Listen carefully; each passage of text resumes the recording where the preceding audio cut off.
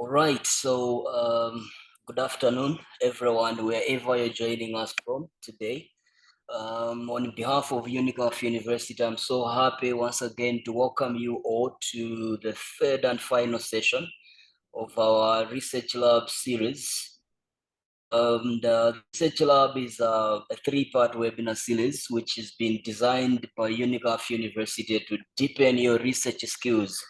And the goal is making research work and also publishing process not only easier, but also more exciting and relevant to all of you. Now, for the sake of those who are just joining us today, a little bit of history. We have had session one, which was an introductory session to research. That was on 30th April. And we also had session two, which was on conducting research, and this was on May 28th. And today we are concluding the series with both a timely and important topic, which is publishing. And we are so honored this afternoon to be joined by three distinguished research experts, each one of them bringing a unique experience to this session. Allow me, ladies and gentlemen, to introduce our facilitators this afternoon. We have Dr. Manda, who is our key facilitator for today's session. And Dr. Manda currently serves as the Pro-Vice Chancellor responsible for research, but also the Dean of Doctoral Studies at Unicaf University, Malawi. This afternoon, we are also joined by Dr. Mondiwa, who happens to be the Director of Clinical Practice, but also a Senior Lecturer in Health and Education Programs here at Unicaf University, Malawi. And in number three, we are also honored to be joined by Associate Professor Maseo, who is a Dean of the School of Business and Management here at Unicaf University, Malawi. So what will happen to today's session? We'll begin with a presentation from Dr. Manda, after which we are going to hear additional remarks and also contributions from the other two panelists. Then we'll enter the question and answer session. And let me make mention that this is a rare opportunity. So I want to encourage each one of you, if you have any questions related to publishing, feel free to drop them in the question and answer box at any point during the session so that our facilitators can handle them once we enter the question and answer session. And now, ladies and gentlemen, without further delay, let me hand over the floor to Dr. Manda to lead us into today's session. Over to you, Dr. Manda.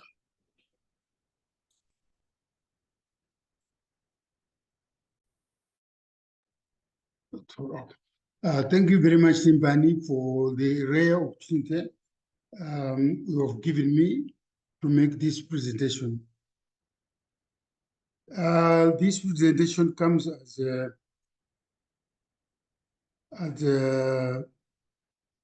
oops. Okay.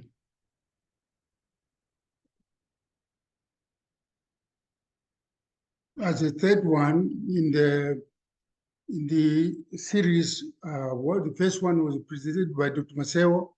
He did it quite extensively, distinguish between the academic research and industry or applied research. On the 29th May, Dr. Mondiwa presented on how to conduct research, particularly in the era of artificial intelligence. And today we complete this triad on academic research by with this presentation on academic and applied research. So as the saying goes, research is not complete until it is out to the public. Okay, so the outline of this is this: the importance of publishing in academia and industry, the types of research publications, referencing and citation style, then we have criteria for choosing a journal, understanding journal rankings and impact factors, and finally, it's advice, we say your own guard. In the form of acknowledgement, this material is partly from the self-paced course that we are developing here at Unicaf for graduate students. So how important is research publishing in academia and industry? You will notice that academic publications disseminate new knowledge, enabling others to learn from and build upon research. So as you design your research, as you do your research, even if you contribute one idea, only one, that is a success. Career advancements. Publications enhance a researcher's academic profile, contributing to career progression, tenure, and funding opportunities. Credibility and recognition. Publishing in reputable journals establishes credibility within a discipline and garners recognition from peers. Networking and collaboration. Research publications can lead to collaboration with others, fostering professional relationships and joint research efforts. Impact on society. Research publications can influence political and industry policy, practice, and innovation in various fields, contributing to societal development and problem solving. Okay, so what are the types of publications? Firstly, you have conference papers or conference proceedings. In this is a type of research presented at academic or industry referendum, or you'd call it, platform after providing preliminary findings or discussing ongoing work. So you compile that one into what we call a conference proceedings. University graduate papers, that of Unicaf is a good example for this type. There, the university graduate, and on the right side, you have Unicaf graduate seminar. The second one is scholarly articles or research papers that present original research, review existing literature, or offer theoretical insights. Always peer reviewed and are considered high quality sources of academic research. So if you publish data, they will be peer reviewed. So what does peer review mean? This is when your paper is reviewed by a single author, or which is in most cases, or two, or in some cases, 3 reviewers, where 2 or 3 reviewers provide their opinions anonymously to an anonymous author. The process is called double-blind peer review. Book chapters are third in the category, contribution to edited volumes on specific topics within a field. The book chapter is usually longer and may not have an abstract. It does not mean that all chapters look the same. Some have abstracts, others don't have. Review articles, summaries and critical evaluations of existing research on a particular topic. Identify trends, gaps, and future direction. It does not differ much from the research paper, but does not involve fresh research. Case studies. These are in-depth analysis of specific cases on an individual unit, bounded system within a real-world context. So it can be in qualitative research or quantitative research. Often it is used in social sciences, business, and medicine. Particularization and not generalization is the goal of our case studies. Now I have research papers which is not very well practiced at Unicaf, but this is probably time to learn about it. This is in one way of presenting all your research, all the research that you have done in one page. Usually this is made at or displayed on a board at a research conference. Visitors to your pavilion come and quickly read through the poster and ask you to explain what they did not understand. This may be peer-reviewed or may not be peer-reviewed. I have a few examples. Two of them are here. This one, I hope you can see it there. You've got a background, you've got a methodology, you've got population sample, you have key findings, you have recommendations. Below there are successes, there are challenges, etc., etc., etc. So you can do your research and use graphics to explain things rather than spend all your time on something else. Here is another one. This is the typical example of an academic research poster. It says it starts with the introduction, that aims, it is methods,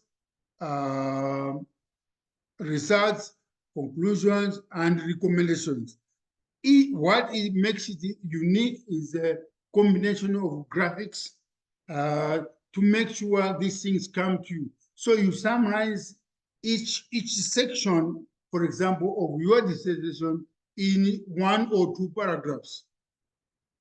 The rest of the information is crystallized into graphs and charts and everything else. Then there are technical papers.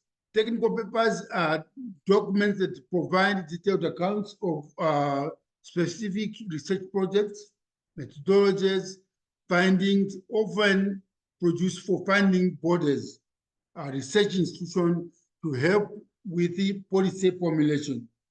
So the government might ask you, can you do a research on this thing? That research is going to culminate into policy formulation. Technical reports or technical papers are not usually published for wide circulation. So you can see that the government they may be privy to this kind of information. And when they want to publish it, they are often redacted. That is, they are edited and some information may be withheld. So instead of an abstract, they usually have extended executive summary. The executive summary is a summary of every point in your research, and you outline everything, including findings and particularly recommendations. Technical reports with abstracts are also available. It's possible to have, instead of calling it an executive summary, sometimes they call it an abstract. The general format is that of a research article. Number 8, you have the opportunity to write books, but writing a book is not is a tough task and is not available is not advisable until you establish yourself a name. Particularly if you want, you may not publish a full book, you in a chapter, etc., to that one. The easiest is to convert your thesis or into a book. Several publishers, for example, Paragraph Macmillan, Ethics Publishing, advise how this conversion can be done. Some publish the thesis as it is, like Lambert of Germany, but certainly I don't recommend it. But if you want a book, a quick book, they will publish your thesis into a book. We recommend nonetheless that you start by publishing articles or papers from your thesis. So what is the structure of the paper?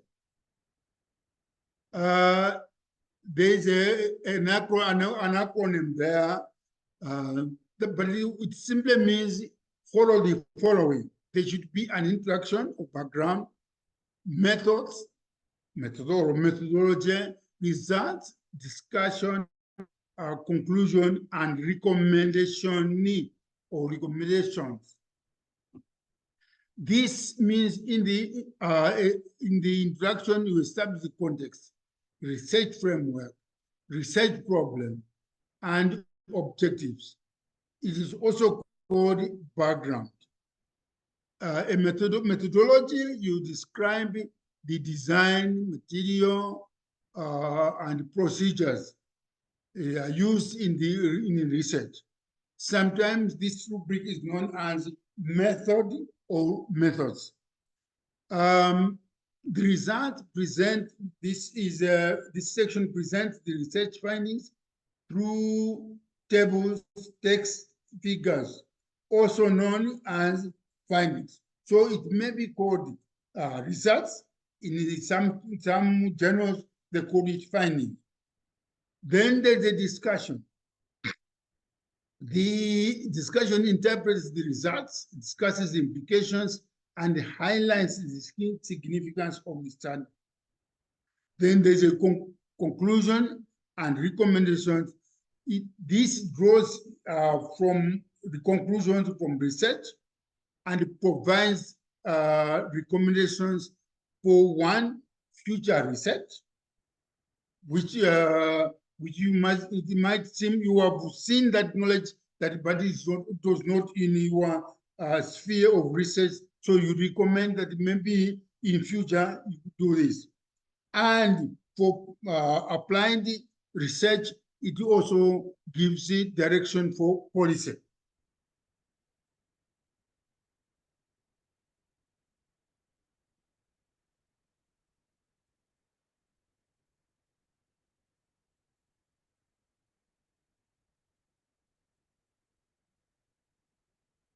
Okay.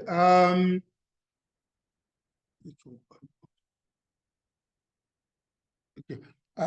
So most times they will demand what is the citation style of your paper. They don't bother much about this because you learn as you go. You see what others have written. But let's look at this one. The one that is recommended by Unicaf is APA, American Psychological Association. Now, this one is like this. In the references, it will be Manda, comma, error, dot, 2025, dot. If my publication is called Mundu, and it is there. The Harvard system does not put an bracket. In the years are not in brackets, and there's a comma after the L. So you notice that that difference there. In the Modern Language Association, MLA, it is full names. and the year is put at the end. In the Chicago citation, it is full names, and it is like no comma, and it is muntu, and it goes on like that. There's one side we forgot there, is the Oxford style, which is a footnote style. You find that some chapters are written, or some books are written in such a way that there's no citation, there's no year inside, but all of them are acknowledged under that line. But what is important is you should follow the recommendation journals provide. They say there's always a chapter or a section which says for authors, or authors' directions or guidelines, something like that. This is what you should follow. But choose one style from there or copy their style, but never combine the styles. Alternatively, use online style converters, including Microsoft Word. If you have already written your article in a different style, but the journal you want to send to says you should send it in a different format. So you can use it, these online converters, and including our HTML. Other publishers say send them, don't worry about the referencing, because they will do that themselves. They do the conversion themselves. But the discipline in this area is that you should learn from others.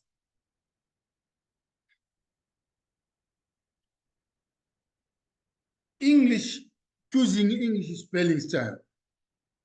We assume that all of us who are following this course are going to write in English. I don't expect the French to be doing this.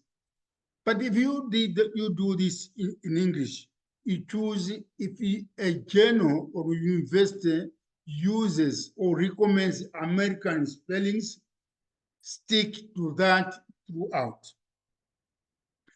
This is where a Z or a Z replaces an S. In behavior, the U is not available.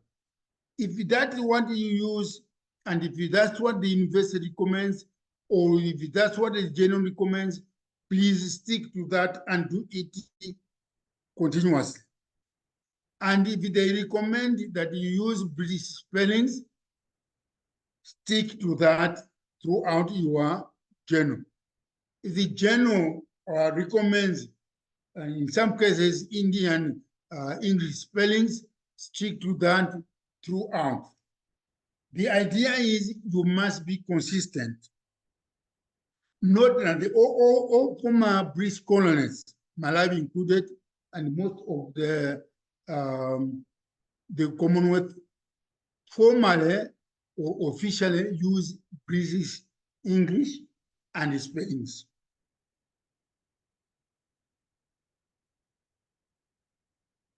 Why are academic papers rejected? Editors will often tell you why they rejected your paper. But even if they reject it, you shouldn't be disappointed.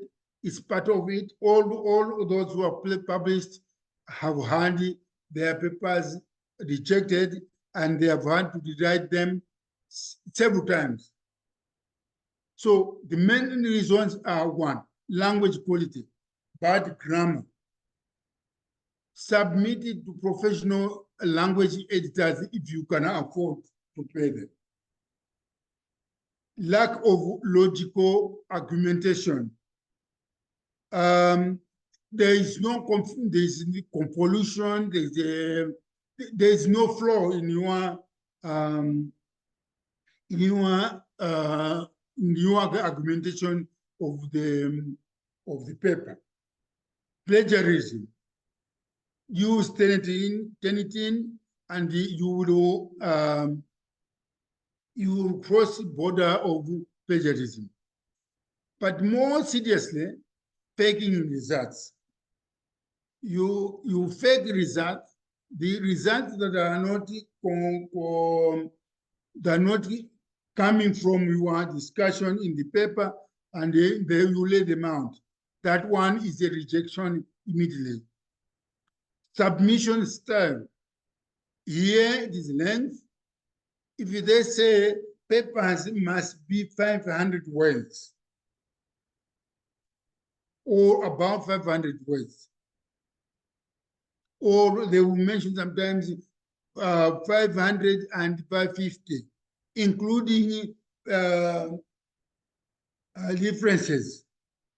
Please stick to the word count, because if it is shorter, they will reject it. If it's too long, they will reject it. So the sections, if they've told you which section to include, please stick to that.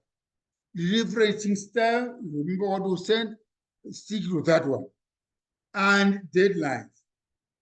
If they say today, 25th June, the last day of submission, and you submit this last day at say midnight, and you submit 20 minutes to after midnight, that one will not be accepted.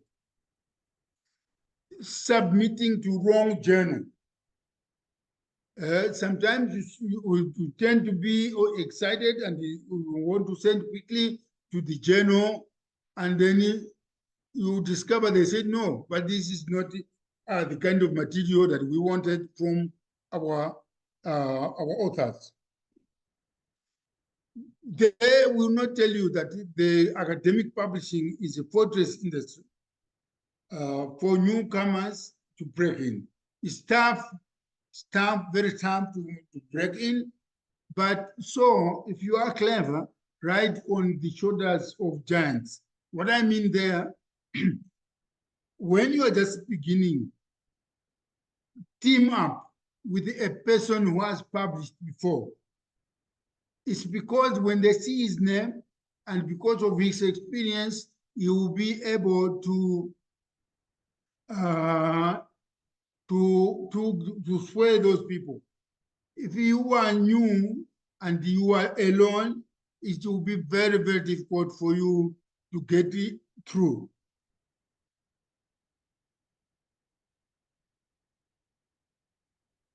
So understanding general rankings and impact factors. The impact factors are measurements of influence and credibility of a journal. They count, they look at the metrics. So they, first of all, if you look at the journal, down there you say the impact factor of this is true. This is a measure of how frequently articles in a journal are cited. And this is published annually by Vet Analytics in the Journal Citation Reports. Okay. The other one is SC Imago Journal Ranking, or HGSJR. This is a metric that accounts for both citation counts and the prestige of the journals. So how do they, like in Nature, journals published by Nature. If you publish in Nature, so that will always, it will put you up already. For your article to be accepted by Nature, it will put you up. But then this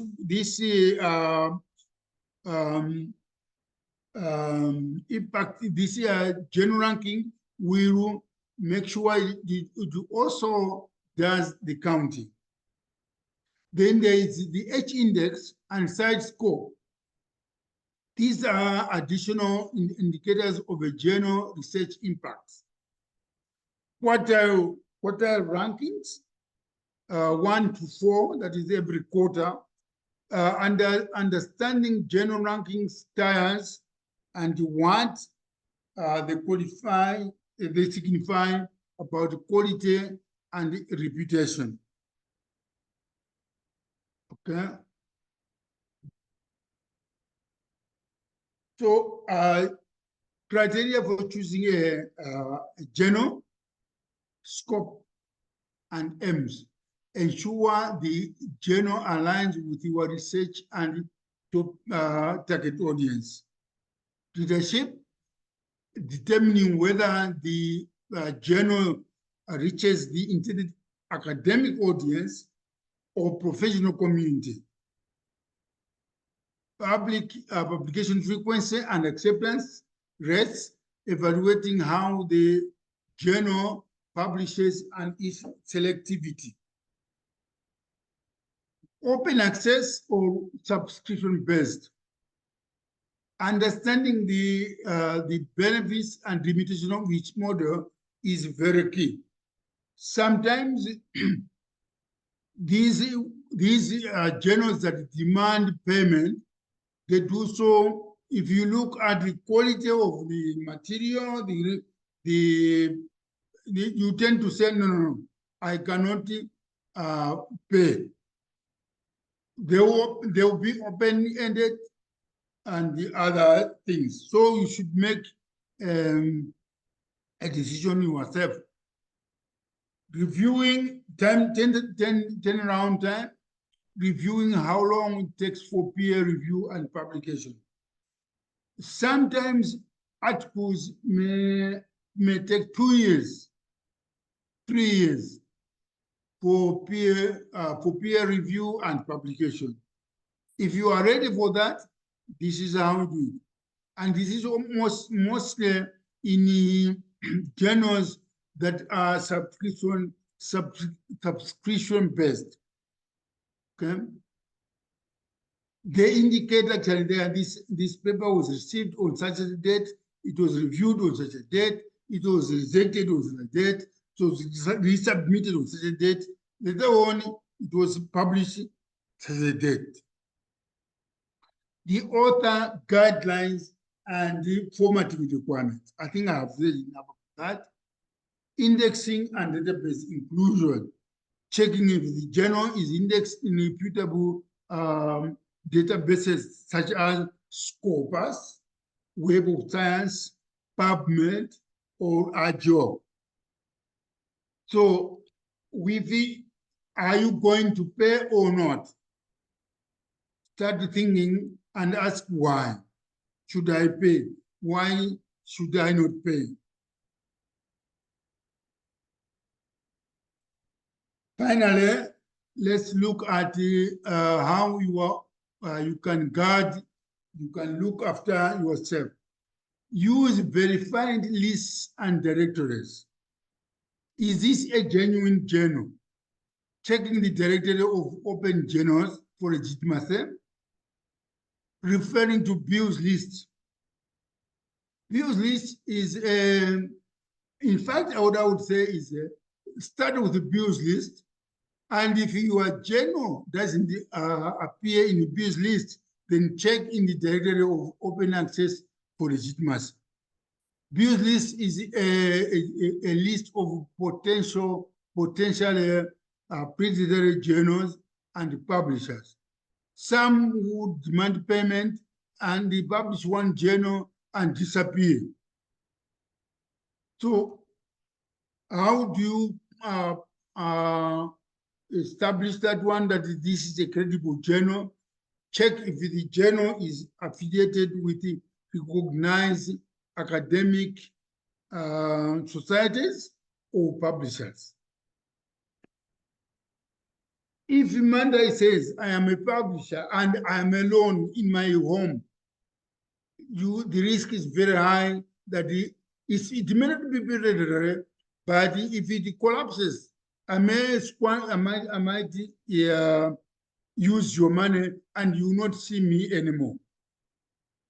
Ensuring that it is indexed in reputable databases, as we have said. So up to this point, I would like to say thank you very much. Zikomo kwambiri.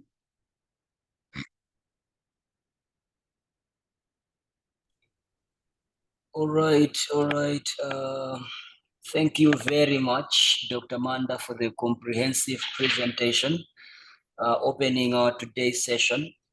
And reaching this juncture, to build on those key points, we'll now invite brief reflections and also additional comments from our fellow facilitators, who would also bring their own perspectives from their respective fields.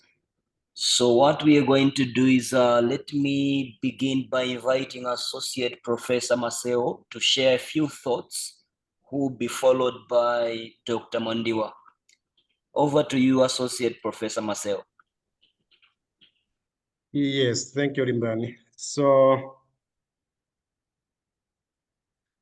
let me start by adding weight to what Dr. Manda has just said in terms of the fake journals, the predatory journals, the predatory publishers.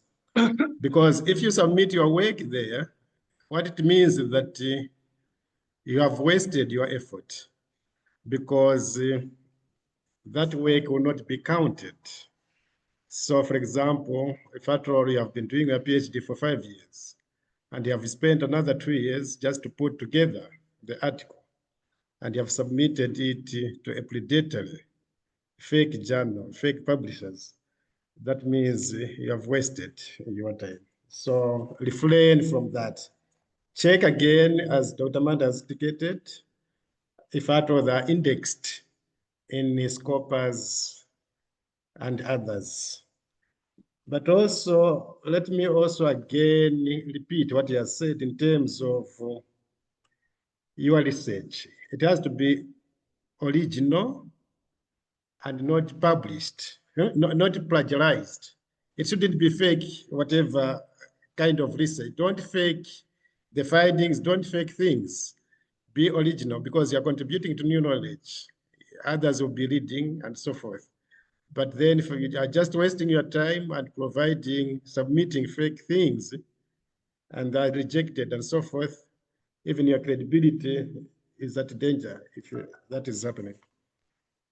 But also the impact factor that Dr. Manda has indicated, because it is not just enough to have your work published, but then your work has to be cited by other scholars.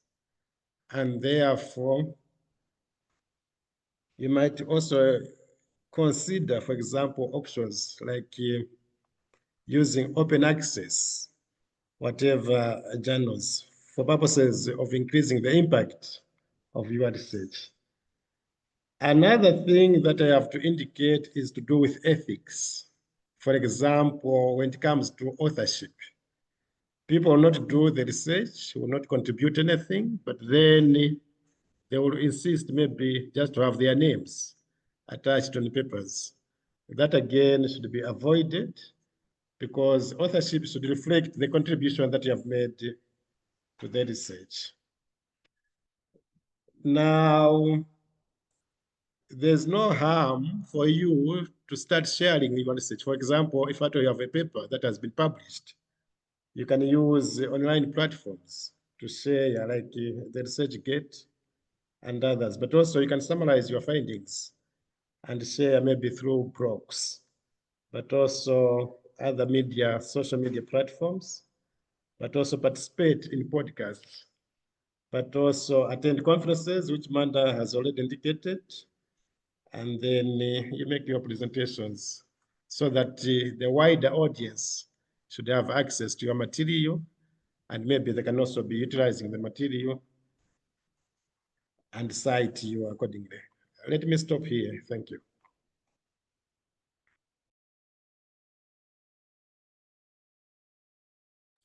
Right. Thank you so much, Associate Professor Maseo, for your contribution. I will now invite Dr. Mondiwa to come in. Dear participants, take note that after the contribution of Dr. Mondiwa, we are going to enter a question and answer session. So like I said earlier, if you may have questions which you would want to know about publishing, please drop the questions in the question and answer box so that we address them in the next session. Over to you, Dr. Mondiwa. Thank you so much, and thank you so much, my facilitators. And thank you, Dr. Amanda, for this elaborate presentation. After Associate Professor Maseo has commented, I had more or less similar issues. I had one or two issues.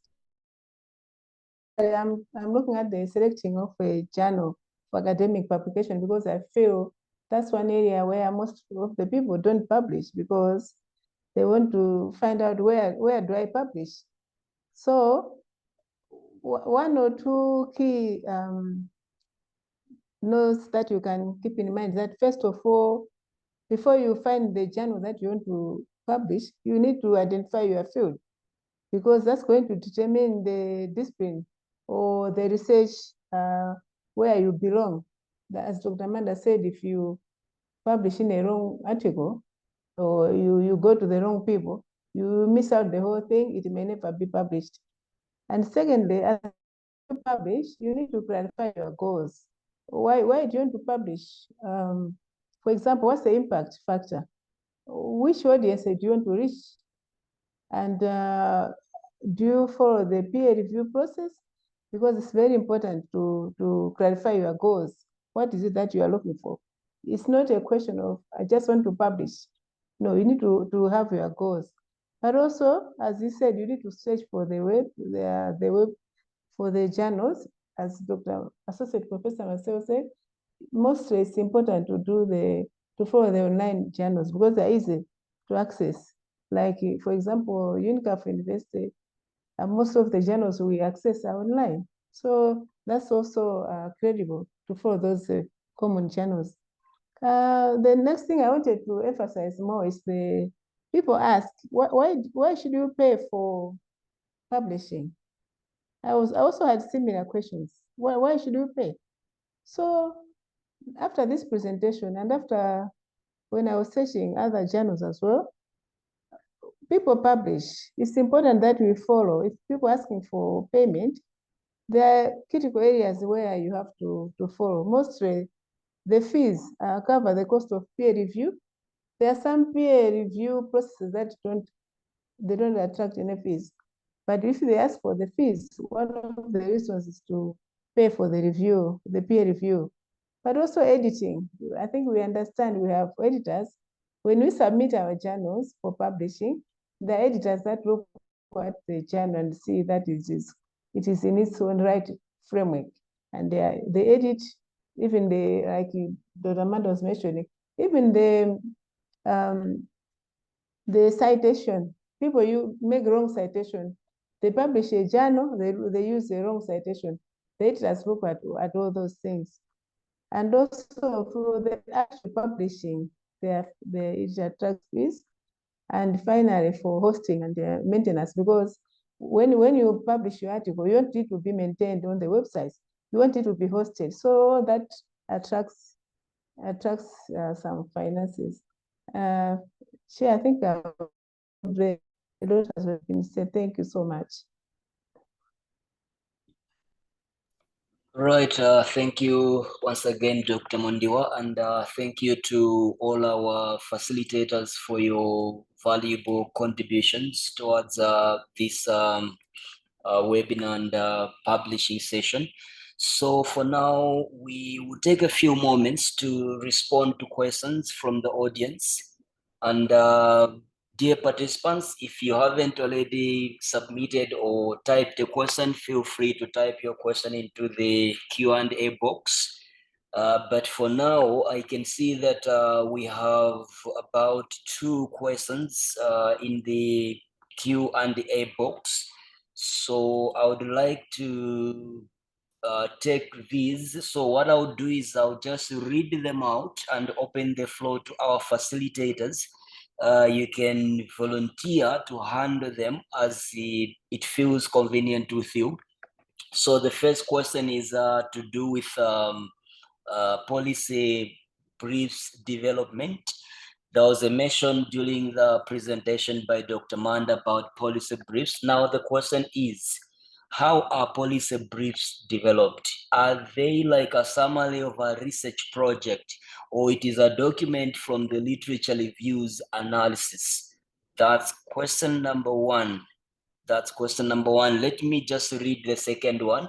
The second one is, I want to know the process of publishing an academic work at Unicaf, and what are best journals accepted by Unicaf University.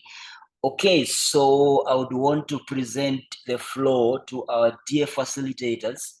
Number one, how are policy briefs developed? Are there a summary of a research project, or it is a document from literature reviews analysis? Number two, I want to know the process of publishing an academic work at Unicaf, and what are the best journals accepted by Unicaf? Over to you, our facilitators.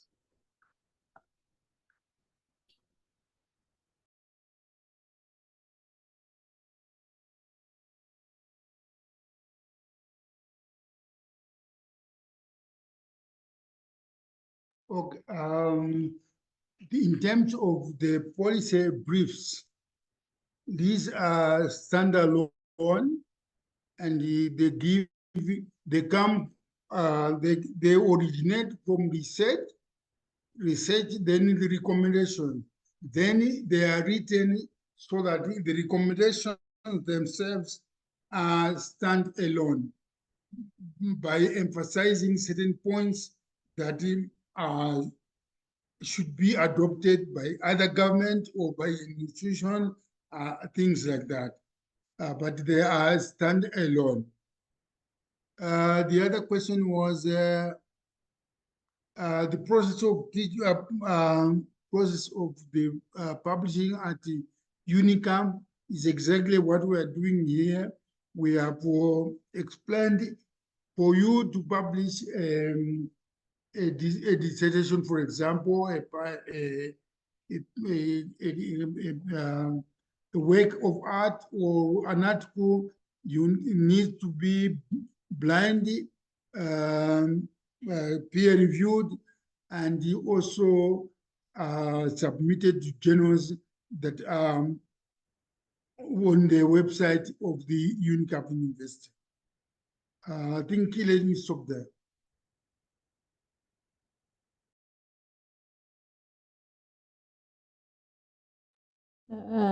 Chair, maybe I want to add on the publishing for Unicaf University. Also, the university encourages that at least all the graduating students should publish their work. That's why they've got the journals on their website to give access to choose those articles as based on what we have just said, depending on your topic, your audience. But the Unicaf encourages these students to publish. The deliberate propositions to encourage students to start publishing even before they graduate, because you can publish in chapters if you want, if you like.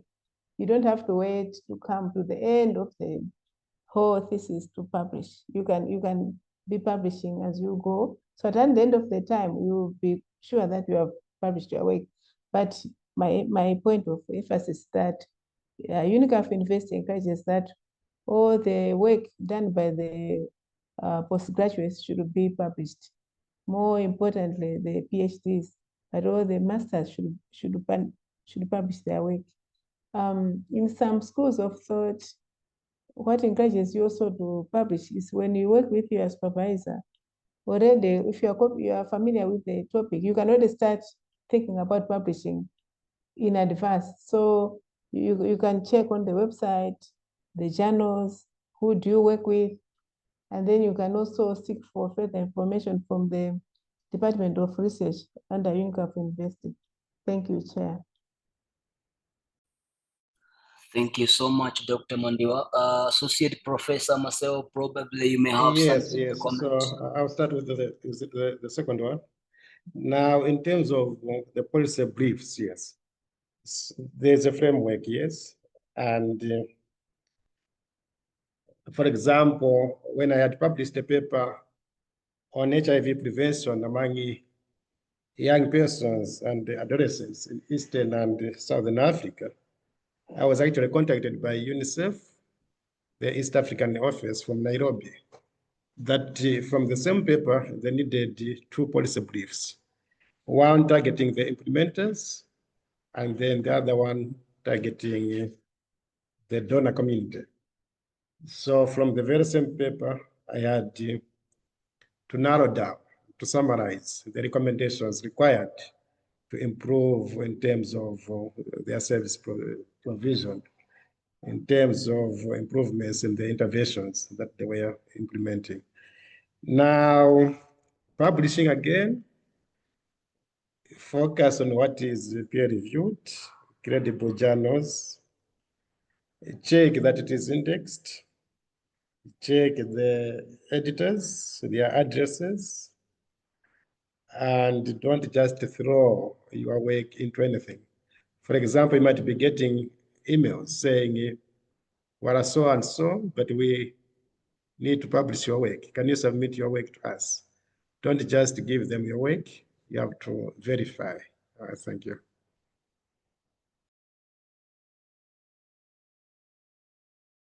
Right. Thank you so much, sir. I think we have two more questions, though they're looking related to what has been responded already. So I'll just go through them and then give a floor to the facilitators to address them. Then after that, we'll go to the concluding remarks and close the session. So the first question is, right. Could the master dissertation or master's dissertation be accepted to be published at Unicaf University? I think this one you're going to respond. But let me go through the next before I hand over the floor to you. And this one says, my question rests on the part where we should write our paper on the shoulder of giants. I want to get more clarification on this part, most specifically as a student who may not know how to do this or who to approach. Okay, so the question, I'll just repeat. My question rests on the part where we should write our paper on the shoulder of giants. I wanted to get more clarification on this part, most especially as a student who may not know how to do this or whom to approach.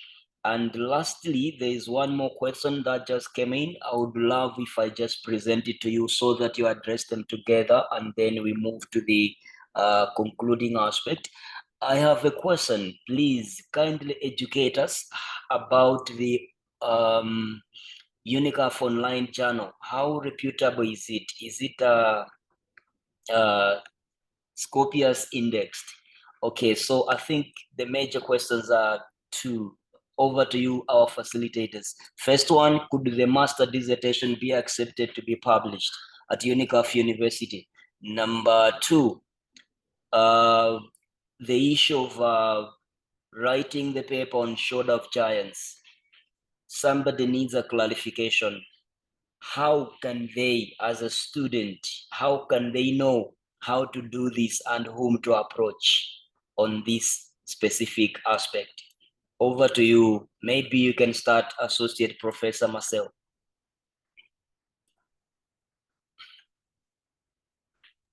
Yes, thank you, Rimbani.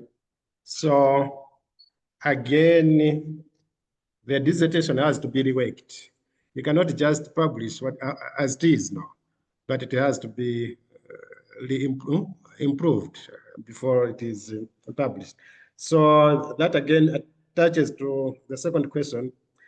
You can publish together with your supervisor as a co-author. There's no harm in that.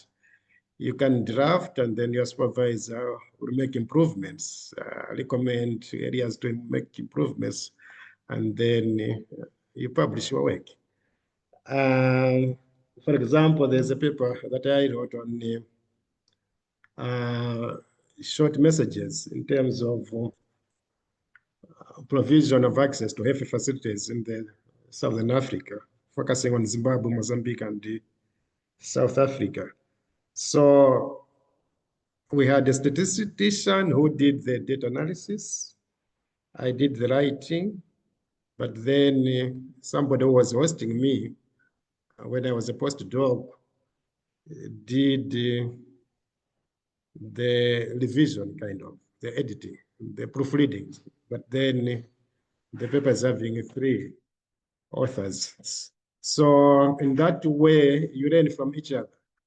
I think as master students or those who are just starting, the point of departure should be you work with your supervisors. But then there are some questions whereby supervisors would want just to use your work and have their names there when they have contributed nothing, or other students might just need to get an easier way, kind of. So it is again bordering on the issues of ethics. Thank you. Thank you so much, Associate Professor. Any additional feedback from Dr. Manda and Dr. Mondiwa? Yes. I will answer the question on dissertations, master's dissertations. You see, a master's dissertation, unless it is of very high quality and unless it is contributing knowledge, there's a specific gap that you are covering. That one can be published. But a master's dissertation, in most cases, is simply a way of introducing you to writing academically. So you get used to getting to writing academically, and then later on you will publish on your own together with the others.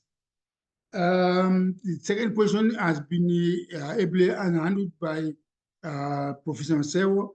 I want to, someone has asked about the Unicaf journal. Unicaf journal is not yet indexed. It is being redone. It's being redone, so it's in the process of being established. So, but is it reputable? Well, it is reputable as long as it is associated with the Unicaf University. Unicaf University has students all over the world, and its degrees are accepted all over the world, and its journal too must be accepted all over the world. Thank you very much for that. Thank you so much, Dr. Manda, for the additional feedback. Dr. Mondiwa, do you have any addition to make? Just an addition again on there was a question of who do you contact, like at Unicaf University, who do you contact? How do you start the publishing? I should say that Unicaf University has got a robust system whereby, for example, when you're finishing your PhD, immediately after finishing your PhD, there's a template which they send you to follow for publication. There is, you work with you can ask your supervisor on how do you start the publication, but also we have the doctoral studies team where you can also find out if you are finishing your PhD, your supervisor, but there's a system that is very clear that you may not have to worry about, like, where do I go? So as you're finishing your studies, there will be, the supervisor can direct you, but also you can contact the doctoral team. There is a template that they use. It's a very easy to follow. and then the issue of online journals being addressed. Thank you so much, Chair.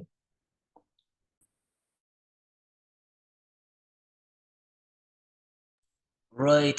Thank you, Dr. Mondiwa, for the additional remarks to the questions. We are now getting close to the end. And I would like to, before I give concluding remarks, I would like to thank the facilitators for providing the thoughtful responses to the questions that we are asked by the participants. And now, as we are getting to the end, I would also want to invite each of our facilitators to share a few concluding remarks, if you may have, whether be it a final piece of advice, maybe it could be a takeaway, or maybe something like an encouragement to our participants as they move forward in the research but also publishing journey. So over to you, our facilitators, for concluding remarks. Okay, thanks very much, Nimbani. Thanks very much, our audience, for the time. Don't be scared. The instructions might be too many, but don't be scared. If you want to publish, make an attempt. Several attempts make you perfect. Thank you.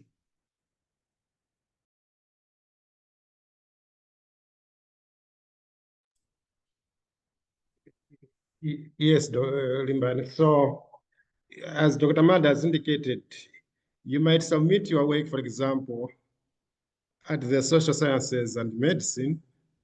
Yes, they might reject it, but then recommend where you can submit it. For example, they might say, this is suitable for Global Public Health Journal. Or because you have not added the theory, we don't publish that. But if at all you had added the theory, we might consider it. So again, don't be afraid. But the best way is to start doing it. And then the process you will learn. You will get copies of the presentations, but also the presentations are available on the VLE. There's a link under Student Help Center, and then under it, there is Research Hub, and within the Research Hub, there are these presentations. Thank you. Yeah, from me, I think this has been very open. It has opened really access to most of us as students as well as facilitators. This presentation is a big guide, a good guide for those who want to publish. And there's a lot of information again on the website. My encouragement to us, all of us, is that we need to publish our work, not only for ourselves, but also for the academic world, but also for our university and for the public. The more we publish, the more we disseminate the work that we have done, because most of the work has been done, especially at Unicaf University. Thousands of students have done a lot of work. If we don't publish it, no one will find out what we have done.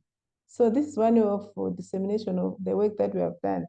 I should thank my colleagues for all these contributions, and thank you, the participants, especially for those questions, are also making us to think and how best we can improve on publication. Thank you. All right. Thank you so much, Dr. Mondiwa, and all our facilitators. So, ladies and gentlemen, we have now come to the close of today's session. And from my part, I would also want to express our heartfelt gratitude, especially to our facilitators, Dr. Manda, Dr. Mondiwa, but also Associate Professor Maseo, for generously sharing your time, knowledge, but also experience with us during these sessions from the moment we started with session 1 up to today. And let me say that this session marks the end of our 3-part research lab series.